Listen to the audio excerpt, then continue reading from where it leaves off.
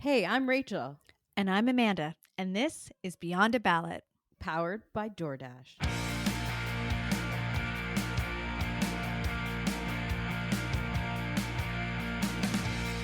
Hello, and welcome to another episode of the Beyond a Ballot podcast. Today, we're joined by someone who's not just part of the next generation of political leadership, she's actually redefining it. Christina Mitas has made history as the youngest and first ever woman elected as president of the Conservative Party of Canada. It's a role that puts her at the center of politics in the country, and she might not be who you would expect to be in it.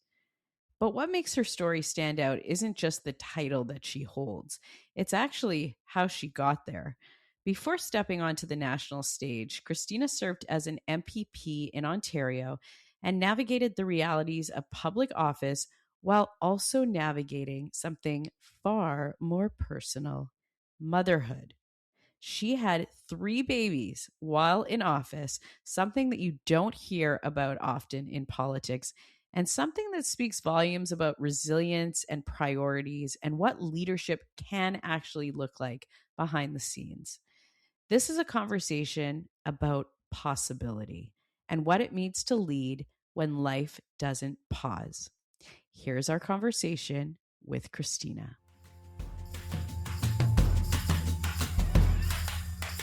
And Christina joins us now. Hi, welcome. Thank you. Thank you so much for having me.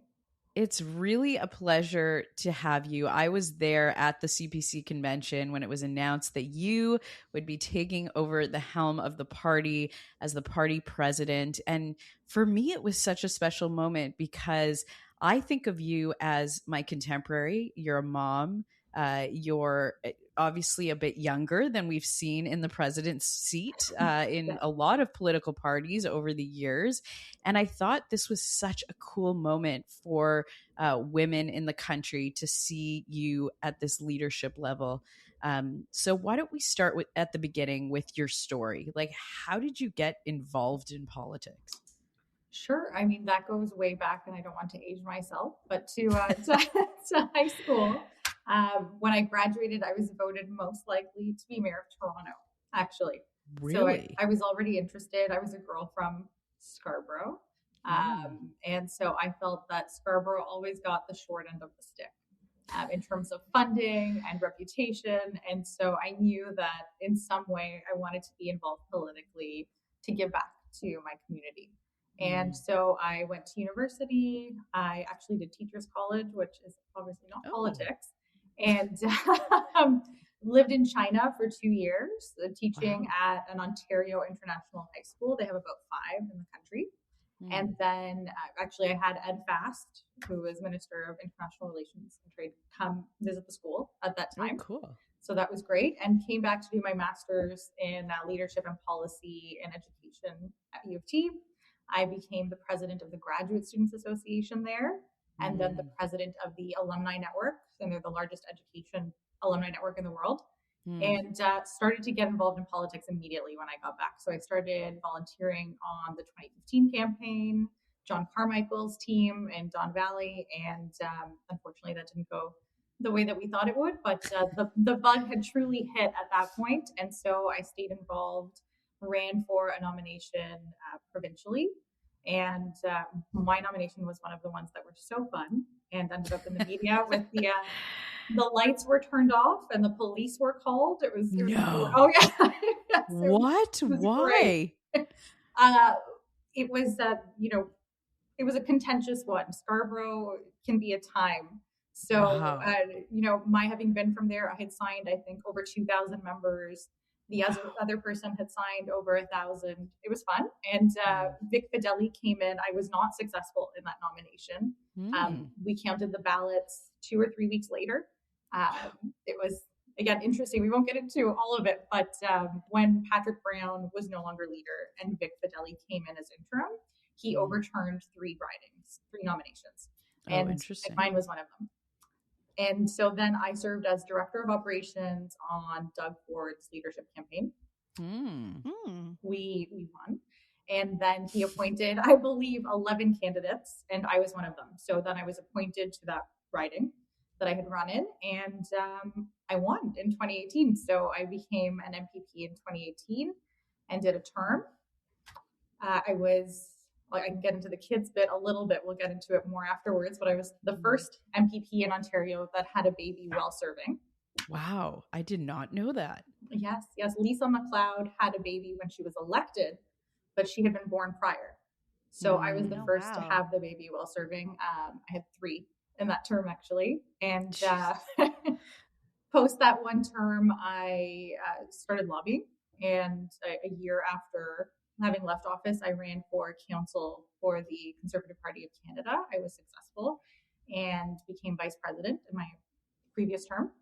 And then this time I thought I was ready to go for the big job. And so I did something that is unexpected. I guess it's not usual to go for the role, especially when the previous president is still on council. But I went for it, and I was successful. I think that my colleagues and our members saw fit to put their trust in me. And so here I am in this role now as president from high school to today. Wow. So when you were an MPP in Ontario, had you thought at that point, my ambition really is to be federally involved? Like, was that the roadmap for you at the time that you were in Ontario? Or was there kind of a defining moment where you're like, I really want to be working in a federal capacity? So I suppose I always knew that I wanted to get involved federally. Ultimately, that was more of the end goal. In terms of my timing, I think I got to the federal side a little bit earlier than I would have anticipated, thanks to COVID. Not that I ever thought that I would thank COVID, but because of the series of events during that time, I came over to the federal side earlier than anticipated. But I always knew that I wanted to get here. So can we just rewind where you said you had 3 children while sitting as a member of the Legislative Assembly of Ontario?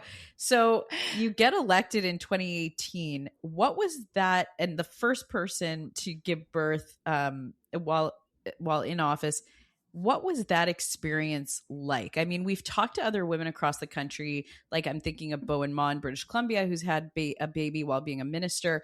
What was that experience like for you in Ontario specifically? So being the first is not easy. I will say it's gotten a lot better now, but I was knocking on doors pregnant. I hadn't told the party yet. So I was going to my car to vomit in between like every few doors. Oh my God. It was horrific. And then I told them, you're all of us. Yeah. I told them after we won, it was great. I had like crackers and ginger ale in my car. And one of the first reactions, and I won't say who at the party, but it was, he asked, okay, so you need about 2 weeks to kind of have the baby and get back? Yes. And I thought, well, I think I'll need a little bit longer than 2 weeks. I didn't anticipate taking mat leave really, but there was nothing. There was no playbook. There was nothing for them to go off of. We didn't have the family room that we do now under Speaker Donna Skelly in Ontario. And so they just didn't know what to do with me, really. And so it was very much, we were learning as we went along, all of us. And I had my daughter at the end of January. And I mean, I was back full time by April, May. So she was the first baby to sit on the floor of the house. And I brought her in during the budget when we all wore yellow to support Vic Fideli, our then finance minister, and his favorite color on budget day. And Doug Ford held her for a moment, and the Sun snapped a photo, and she ended up on the cover of the Ottawa Sun, and it said, "Oh my baby, gosh. Doug Ford unveils his new budget." So it's very cute, and we framed it for her. So that was nice, but it was difficult because they didn't know what to do with me. So I just went back to work immediately. My sister took time off work, and she nannied her at Queen's Park. Wow. So she was there every single day with me. Like, she would come to the lunch receptions. She would get passed around. That baby just lived at Queen's Park. So I have all of these iconic photos of her kind of all over the building.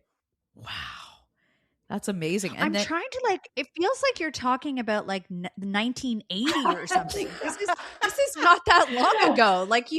How is it possible that they didn't know what to do? This was, how many years ago was this? This was 2019. yeah, so this is 7 years ago. Yes. And you're telling me that 6 or 7 years, I mean, it's been a long time since I worked at Queen's Park, but even just 6 or 7 years ago, they didn't know what to do with a female MPP who had a baby. Yes. It's blowing my mind. Oh my goodness. It was a time. And then of course, I got pregnant again when my daughter was 3 months old. Oh my gosh. Yes.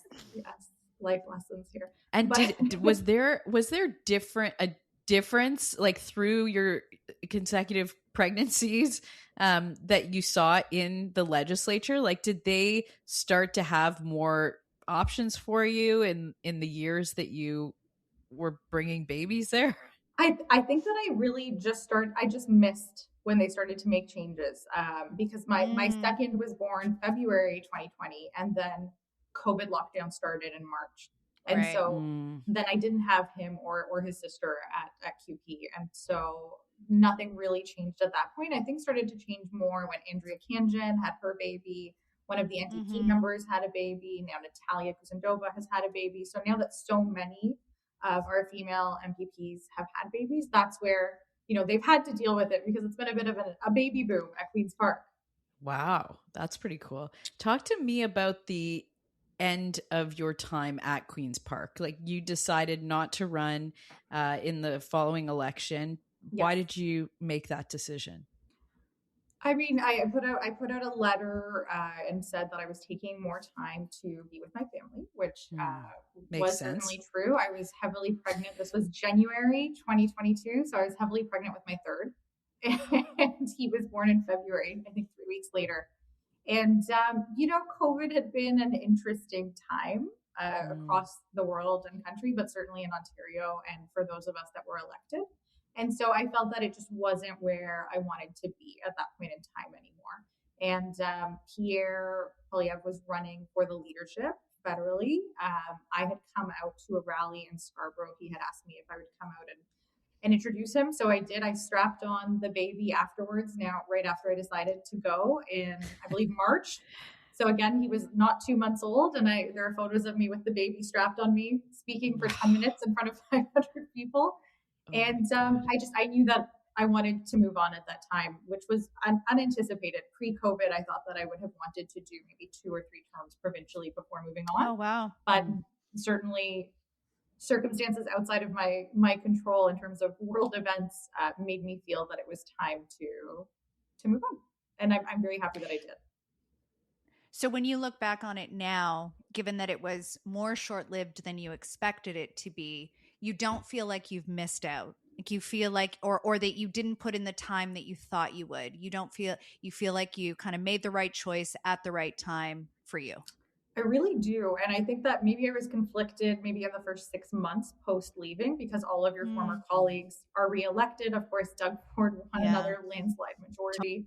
And that was difficult. I didn't know whether I had made the right decision then, but now looking back with the trajectory that my life has taken, both with this federal role, but with the company that I run as well, I'm very happy that I made the decision that I made when I made it. It's so interesting to me because so many people I know decide not to go into politics because they want a family, but you were already in politics when you started your family.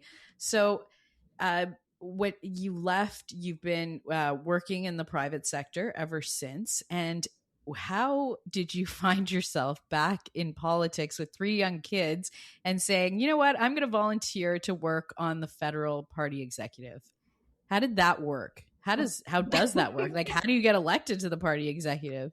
Yeah, I mean, I think I have the political bug. I think that probably both of you can attest to this as well, that once you're in, you can't leave completely. So I left in June. My term ended provincially, and I started lobbying in July. So my youngest was 5 months old, and I worked at a boutique firm for the year, and it was a heck of a drive from where I live to downtown Toronto. So I was driving 3 hours a day and felt that I was missing a little bit too much time with the kids. So I started my own firm. And so I would say, how did I come back? I didn't really leave. I think that's my problem. I couldn't go. And right around that year-long mark, a few people called me and said, the federal convention is coming up. We know that you support Pierre. What do you think about running for the executive? And, I really like the operations side, and that's where I started. And it's my worst nightmare. It's not for everyone. It is, especially this role. It's a lot. But, yeah. I thought, you know what, why don't I go for it? So I ran. I won with the most votes in the country of any council candidate, and good for you. And went for vice president in the first term, and was successful in doing that. So I did a term there, and the way that you are elected to council is that you run at the convention, and we have delegated conventions, so only the delegates can vote for you. And then from there, the executive is decided on by council only. So the 21 people from across the country that have been voted in by our members, they decide on their executive. Is there anything that you feel that because you served as an MPP, is there anything having done that job and as a woman in politics that shaped how you lead and how you make decisions and what you brought into your role then and your role now, which we'll talk about? I would say that having been elected already, I understand the difference between what we need to get done and balancing that with the membership as well. Because being an MPP, the only side that I would see was, the leader's office and kind of what their mandates are and what they want us to achieve. And then in this role, the president is very much the representative of the grassroots. And so I think having had both of those experiences, I'm able to much more cleanly balance both knowing that I'm here to represent the members and their needs, and we're very much a grassroots party. We would be nobody without our members. But also I'm able to understand where the leader's office is coming from, where headquarters is coming from. I'm very lucky that our executive director here federally was my executive director provincially when I was an MPP. Yes. Same person. He moved over to the federal side as well. So for me, I think it's been helpful in that I know how to bridge a lot of gaps that maybe were maybe silos before. For our listeners that are wondering just what the distinction is between the political realm of politics and the party realm of politics. So being elected, being in caucus versus being elected to the party executive or president of the party. Can you give us a little bit of insight on what the party apparatus actually does in political parties? Absolutely. I think that as caucus members and as a previous caucus member, you look at the policy side, and it matters kind of what type of a conservative you are much more because you're involved in the platform, right? You're involved in the legislation that we want to put forward and the bills, et cetera. But on this end, it's more about the membership. So we're responsible for our electoral district associations and constituting them, for nominations, for getting our candidates in place, for making sure that our constitution is followed, for ensuring that any membership revocations that need to be followed through on are dealt with. We deal with our legal affairs department. So very much more of that administrative body that gets into the nuts and bolts, the part that most people don't pay attention to. And of course, nominations go through National Council or National Candidate Selection Committee is one of our most spirited and I think well-known committees outside of those inside baseball politicos. And so I think that, the spirit and the life of the party is what goes through us. But then in terms of the things that everyday people think about when it comes to conservatives, like the small government or, the no tax on gas, that part we don't touch. We don't touch the policy side on National Council. Do you get the feeling that people have a sense in your party specifically on how they can get involved in the party apparatus? Or do you still think, I always felt like even as, and I'll speak just for myself for the Liberal Party, like, we know it's there.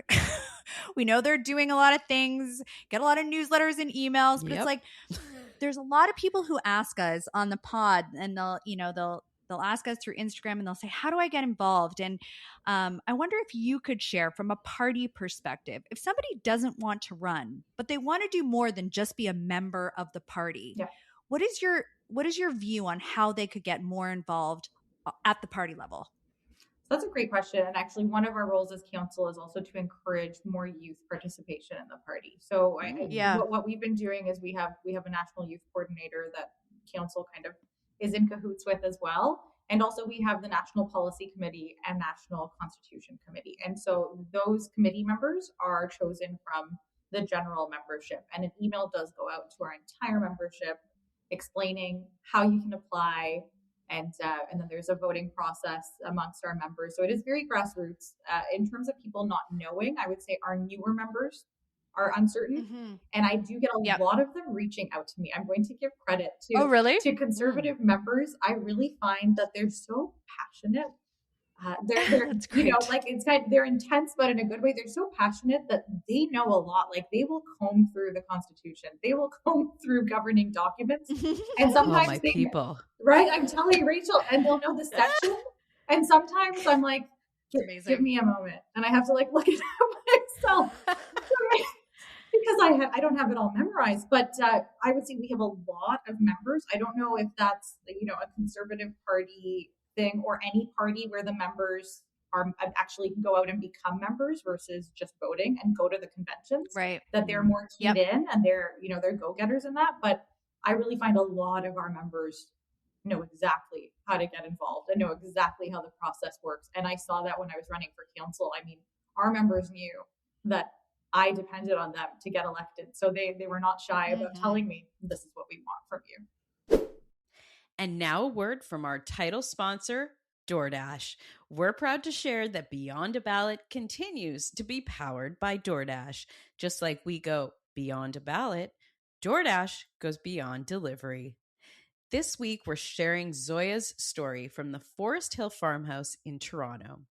When Zoya first partnered with DoorDash, the goal was simple: provide an even easier way for customers to order from her business when they might not be able to visit in person.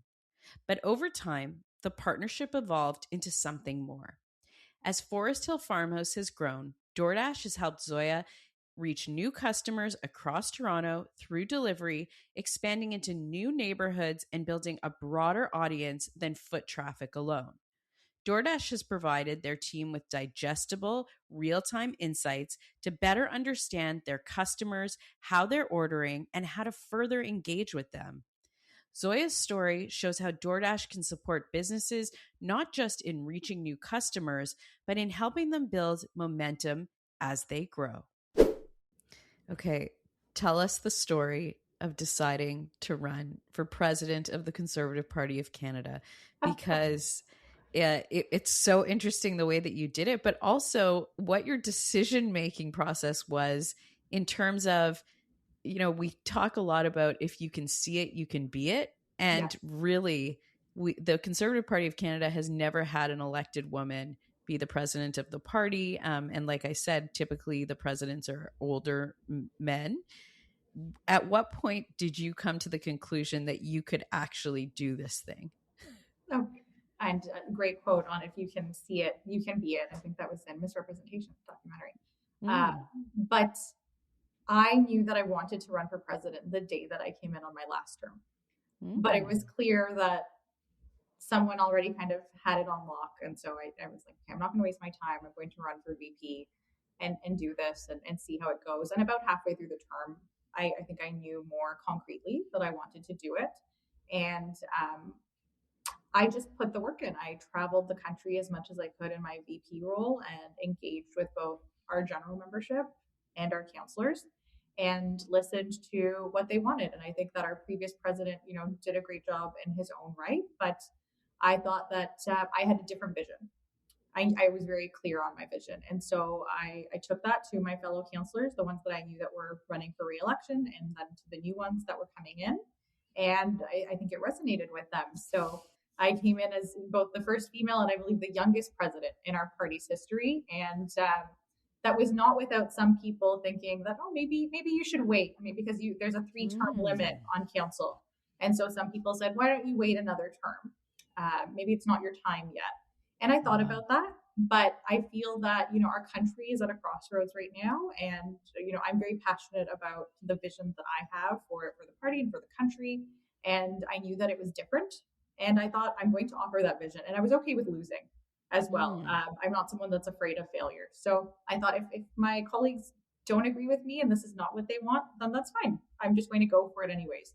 And then it came out in my favor, luckily. So I'm very excited. And I'm actually in Ottawa for our first ever meeting with me as president at the helm. So tomorrow I'm running an orientation, which we did not do before. And so I have different arms of the party coming in to brief our new council. And then Saturday will be our first full meeting.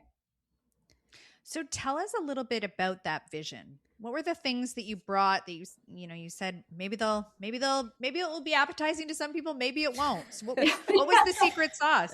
So I think that the secret to our political party, most political parties, is having a good balance between, the battle-tested headquarters and leaders' office people and the grassroots. I think that if it goes too much in any of those directions, then you start to run into issues. And so I'm someone that, again, as I said earlier, I'm good at communicating with all sides. And I knew that I could go in and challenge certain things if I needed to. And so again, while I think that a lot of things went well, there were a few things that I thought, you know what, we can do this differently. I would do it differently. This is how I would do it. And so for me, that's what it is being able to both work very well with everyone, but also when there is something to challenge. And I did this in my provincial career during COVID. When there is something that I feel strongly about challenging, I'm going to challenge it. And I think that was where my colleagues thought, okay, this is great. And nominations were certainly one of the things that I had a vision on. And so I acted on that by post that previous election. I created the nomination rules ad hoc committee. So we completely revamped the nomination process for our party in a way that has not been done since the party started out. And that, I think, gave me a lot of credibility, both with my colleagues, but with the members across the country, because they were able to look through and see that I had done things with the nomination rules that have not been done before, that really gave that balance back to the membership as well. And so that kind of thing where I had tangible things that I could point to. And I'm someone that, again, I'm a party person to my core until the day I die. But when and if there is a misstep, like on the nominations, I thought we can do better, I'm always going to stand up for that. I did it during COVID. I did it with the nom rules. And, I want us to get to the place where we're able to govern, we're able to do better for Canadians. What do you feel is the significance of your election? I believe that, like you said, women seeing me in this role, it really makes clear to them that they can do it. And it goes for young women, but also for older women. Again, I don't think that people immediately expect us to have a female president, my having been the first. And I think that although at the federal level, we have had a number of female leaders, again, it's not something that is immediately associated with our party. And so not just myself, but I'd like to point to my entire executive is female. So both, and again, really? First time in the history of the party, obviously, but both of my vice presidents and my secretary are female. Wow. And so to me, that is very significant for women looking in to see that there is a place for us absolutely within this party, regardless of what the noise is, that there are women that are part of the party.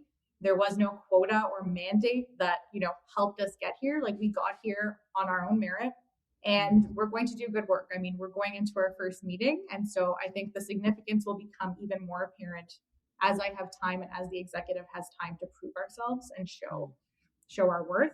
But certainly once it happens once, I think it's going to keep happening again. It makes it easier for young women to see themselves in the role. And we have a lot of young women in our youth movement.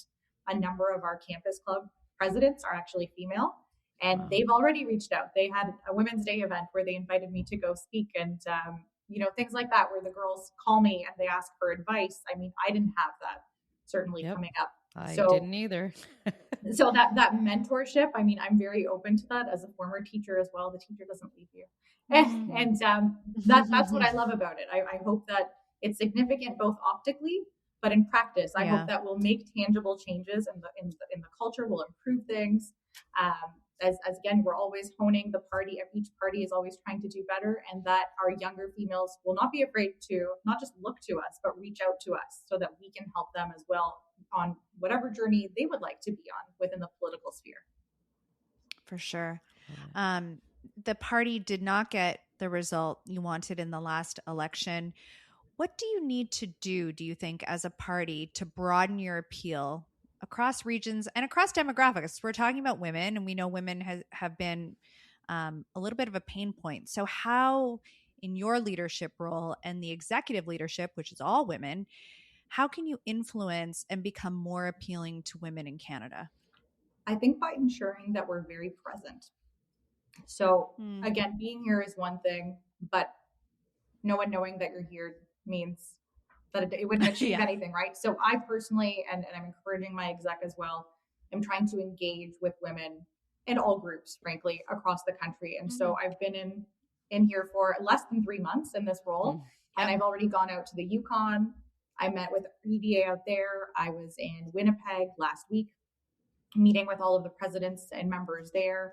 And and actually one of my secretary was there as well with me. She came in from Alberta. And so I think that we have to engage. It's one thing to be in the position, but we truly have to do the work. And it's exhausting. I mean, having 3 kids and running a business and doing this, not for the faint of heart by any means. And I think I'm traveling at least every 2 weeks, but that's part of it, is making sure that we are appealing to a broad base of Canadians across the country. And I think, I mean, as a female president and the executive, we're doing that. And I think we're seeing the leadership do that as well. We're seeing him go on a number of different types of podcasts and, engaging with different groups. So I think that we have to take that seriously. The Canadian people have spoken. I think 41% in any other time would have won it for us. But certainly it wasn't the result we hoped for, as you said, Amanda. And so we have to take this seriously. And I think that as women, we certainly are as well. And we are doing the work across the country. I'm committed to engaging with as many Canadians as I can, and with really hearing them out, not just going and paying lip service, really hearing them out to see what do people need, what are people struggling with, and bringing that back to the party and making sure that we are addressing their needs. So what would you say to conservatives who really wanted to win the last election and are now waiting to see like what the path is to victory for the Conservatives in the next election under your leadership? I know you said, the political realm makes the policy and that, but from the party's perspective, leaders come and go. Parties outlive leaders. What is the party's direction for the next couple of years under your leadership? So I would say, although we're not involved on the policy side, I'm very happy to report that I'm actually sitting on the platform committee. Oh, and so I will have direct impact on that, which I'm exceptionally excited about, with having a policy background as well. But I would say that we are doing the work. To conservatives that are upset that we lost, I'm heartbroken that we lost as well. We were so very close, and 41% is an exceptional result under any other circumstance. But we're doing the work. We're listening to our members. We are not taking it for granted that we're going to win the next time. We are working twice as hard. We are engaging with different groups across the country. We're hearing you out. I think operations-wise, the party is doing really well, both with changing our nomination process and reflecting on what we needed to reflect on and improving, and engaging with members across the country. And not just members, but people that are thinking about where they want to be, previous Liberal voters, previous NDP voters. I think there's a new voter coalition that can come together for our party with young people and blue-collar workers. And so no one is off the table. No one, to me, is someone that I don't want in this tent. I want this to be a beautiful big blue tent that represents our beautiful Canada. And so I would say that under my leadership, you can be assured that no one will be left behind. I will truly work to make sure that there is something for every Canadian that we can offer to help them succeed. You said, you used the quote, "If you can see it, you can be it." I love that one. How important is it for you to have more female candidates for the next election? Great point. Great question. I think, to me, I want to see females get there naturally. And I think that we have been seeing an uptick of female candidates, and we've seen it on our council this time. I think 12 of us are female out of the 21. And again, this happened naturally. So I think the more of us that you see, I certainly do try to be a mentor and speak to women that are interested in running, the more of them that we'll have. I don't believe in mandating it because I want women to step forward when they feel that they're ready and to go out there and crush it. And, that's what I did as well. And so I know that we have so many capable women. It's just a matter of, like you said, them knowing what the process is and knowing that it's possible. And certainly, we're doing the work of going out there and making sure that they do know that it's possible and that we welcome them and that we want them and that we know that there are these all-star women out there. But I think that they're coming. They're coming to us, and I'm going to keep putting out the call. But where I would stop is a mandate.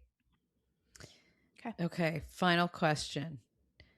What does success look like for you in this role? Is it winning government? I mean, ideally, yes. But I won't beat myself up too much otherwise. No, I believe that we are I believe that we are headed towards victory, and I believe that Pierre Poilievre will be the next Prime Minister of Canada. But I also think within this role, Rachel, like you said, it's also about the party and the longevity about the party. So for me, streamlining our internal processes and making sure that we have everything that we need in place administratively to succeed, not just today, not just next year, but 10, 20 years down the road. That's what's important to me. So making sure that our governing documents are in order, our nominations are airtight, and that we're continuing to improve all of those things. That is what is important to me as like that policy governance nerd. I love that. As am I. We are going to leave it there. Christina, thank you so much. And honestly, best of luck in your new role and with your committee this weekend. How you. Exciting. Thank you very much. Yes, I'm not going to share. I haven't shared with anyone here yet, but we're doing hot potato roundtable, which is another former teacher thing. So I'm trying to lighten it up a little bit. It's very much a former teacher, and I might get some grumbles, but do it. I love that. We got to try new things. We're starting off up here. Exactly. I love it. All right. We'll have you back. Best of luck. We'll be right back. Thank you for listening. New episodes air every Friday. Subscribe on YouTube and wherever you get your podcasts. Follow us on Instagram and find us at beyondaballot.com.